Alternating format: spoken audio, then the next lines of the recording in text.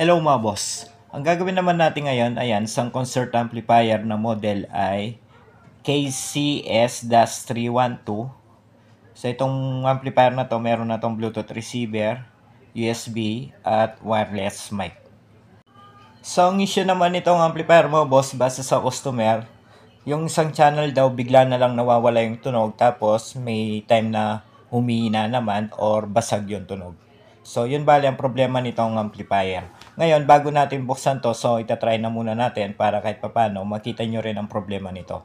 Actually mga boss, hindi ko pa na-try to, so ngayon ko pa lang itatry.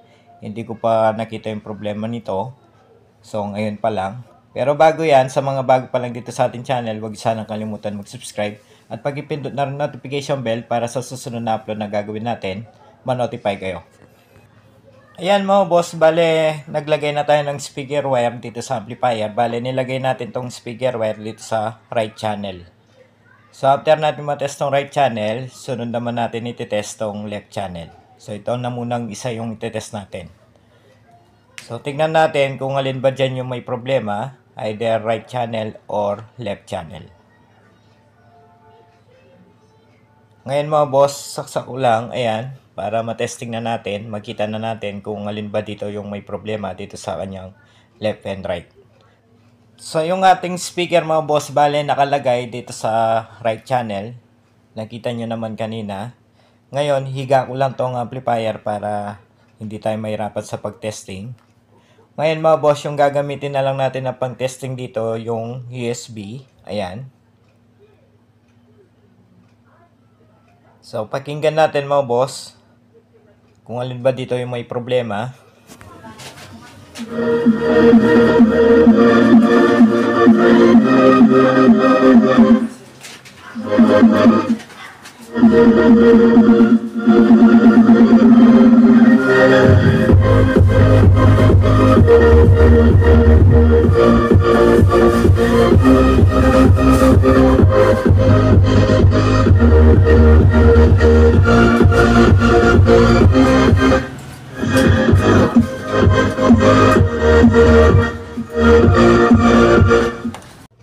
So, narinig natin mga boss, itong kanyang right channel, meron naman audio, meron naman tunog, tapos itong kanyang mga control, okay din naman, ganun din itong kanyang master volume.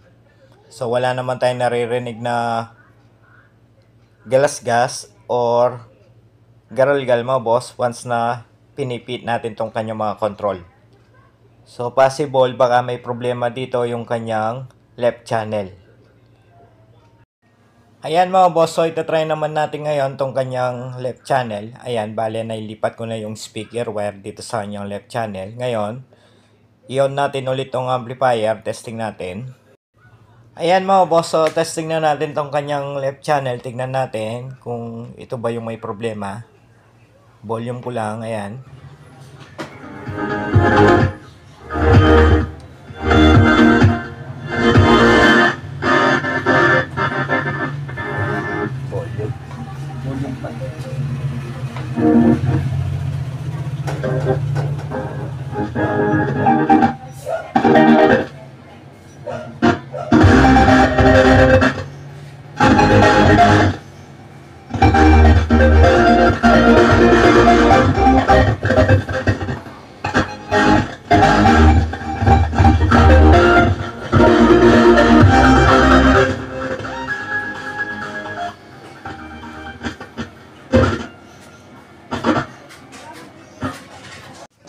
Yun mga boss, so narinig nyo, nakita nyo. So meron problema dito yung kanyang left channel. Kung napansin nyo kanina habang pinipihit ko yung kanyang master volume, may tendency na humihina yung tunog. Or minsan naman, nawawala. Lalo na kapag pinipihit natin itong kanyang master volume. So sa ganun na problema dito sa mga amplifier, matik na yan mga boss. Sa mga baguhan dyan, yung ganitong problema, yung kanyang main volume. So kung napansin nyo kanina sa right channel, kahit anong pihit natin dito sa kanyang master volume, hindi naman nawawala yung tunog or humihina. Hindi katulad nung nailipat na natin yung speaker wire dito sa left channel, ayun, dun na lumabas yung problema nitong amplifier. So sa ganitong issue, Ang problema dyan, yung kanyang main volume. So ayan, kung titignan nyo, bale nabuksan ko na tong amplifier. Sa mga baguan dyan, bale ito yung laman nitong concert amplifier na 312, ayan. So malaki rin yung kanyang transformer, tapos yung ginamit na capacitor dito, 4 na piraso, ganun din sa power transistor. So medyo hindi lang kagandahan dito sa amplifier na to mga boss, ayan. Yung kanyang mga parts dito sa kanyang driver, SMD. So, meron tong ginamit na SMD na mga parts. Ayan. So, ito lang yung medyo negative dito. So, once na nagkaroon ng problema to sa kanyang mga driver, medyo pahirapan yung repair dito, lalo na SMD yung ginamit na parts. Pero meron naman na bibiling ganyan mga boss. Medyo matatagalan lang sa pag-repair. Ngayon, dito naman sa kanyang transformer, ayan, kung titignan natin yung kanyang transformer, malaki rin. Tapos, yung output nitong kanyang transformer, meron tong 33 volts, tapos meron din tong 16 volts, 16 volts. So, medyo mataas rin yung kanyang transformer, ayan. So, medyo negative lang dito mga boss yung kanyang mga driver transistor. So, meron tong SMD.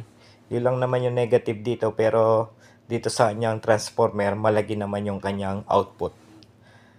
Ngayon mga boss, balik tayo sa problema nito. So, bale gagawin lang natin dito, papalitan lang natin yung kanyang master volume.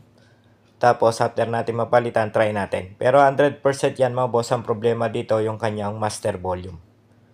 So, tanggalin ko lang.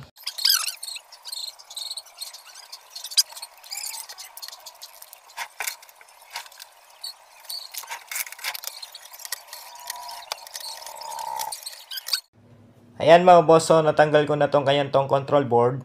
Bale, ito yung kanyang master volume, ayan. So, yan lang bale yung papalitan natin kasi yung mga ibang control, okay pa naman yung kanyang bass, treble, mid. So, bale may problema lang dito yung kanyang main volume.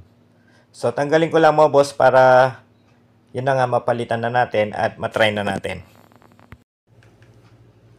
Ayan mga boss, so ito yung kanyang main volume. Bale, yan yung may problema. Kung papansinin nyo tong kanyang control, ayan, mahaba yung paa.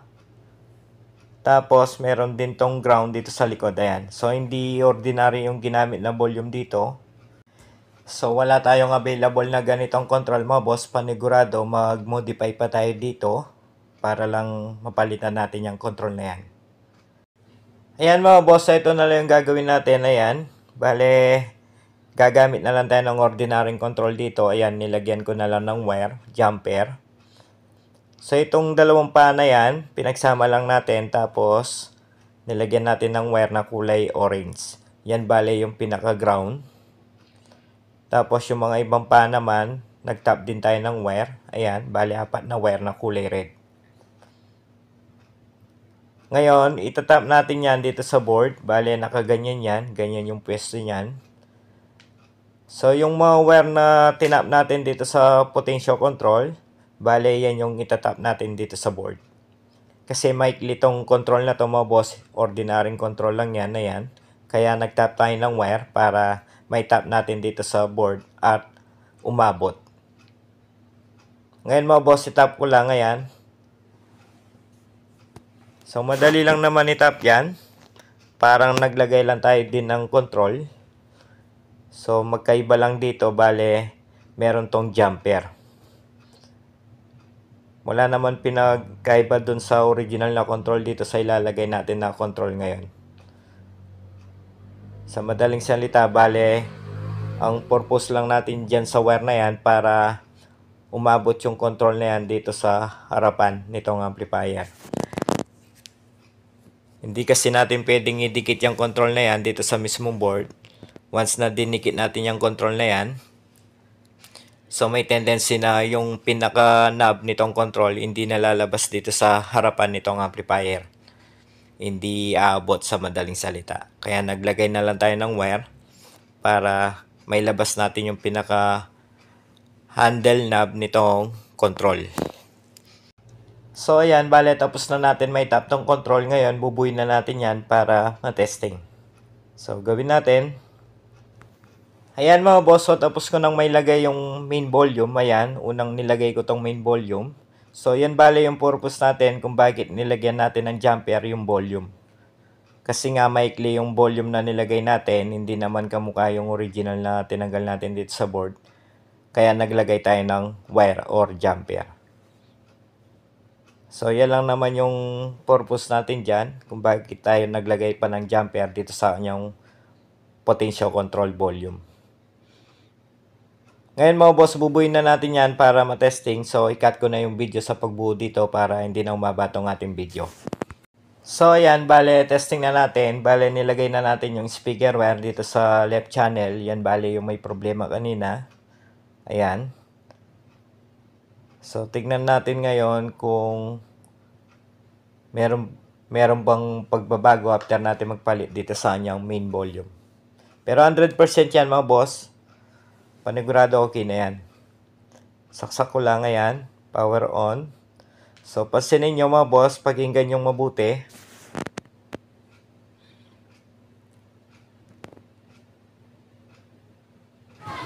So pakinggan natin mga boss.